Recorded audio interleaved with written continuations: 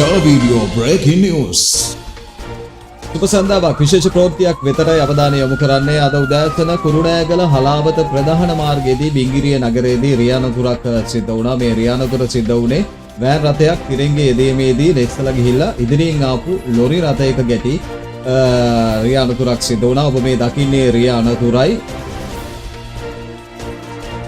මේ දිනවල පැවති අයහපත් කාලගුණයේ හේතුවෙන් බිංගිරිය නගරයට තද වැසි ලැබී තිබුණා. තද වැසිත් එක්ක තමයි මේ රියානතුර සිද්ධ වුණේ. තිරිංග යෙදීමේදී ලෙස්සලා ගිහිල්ලා මේ වෑන් රථයේ ඉදිරියෙන් ආපු ලොරි රථයේ ගැටි මේ අනතුර සිද්ධ වුණා.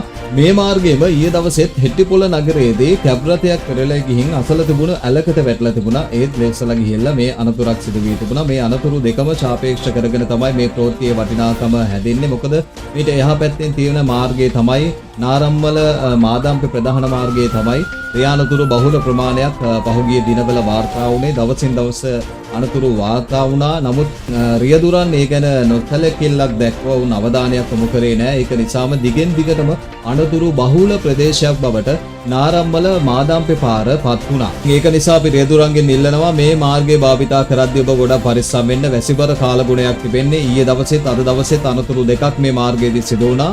ඔබ හොඳින් කල්පනාවෙන් ප්‍රඥාවන්තව ඉවසිලිවන්තව මේ මාර්ගය භාවිතා කරන්න. මේ අනතුරු අවම කරගන්න. මේ ප්‍රවෘත්තියේ වටිනාකම හැදෙන්නේ ඊයේ දවසේත් අද දවසේත් අනතුරු සිද්ධ වුණ නිසා ඊට දවසේ අනතුරක් වළක්වා ගැනීමට ඔබට මට හැකියාව තිබෙනවා. ඒක නිසා මේ නිවුස් එක වැඩියෙන් සෝෂල් මීඩියා පාවිච්චි කරන අය ෂෙයා කරලා හැමෝම දැනුවත් කරන්න. ඔබ මාර්ගයේ ගමන් කරන විට ඔබේ පරිස්සම වගේම අන් අයගේ පරිස්සමත් තබාගෙන ඔබ මාර්ගයේ ගමන් කරන්න කියලා මතක් කරමින් නැවතත් ප්‍රවෘත්තියකින් හම්බ වෙමු.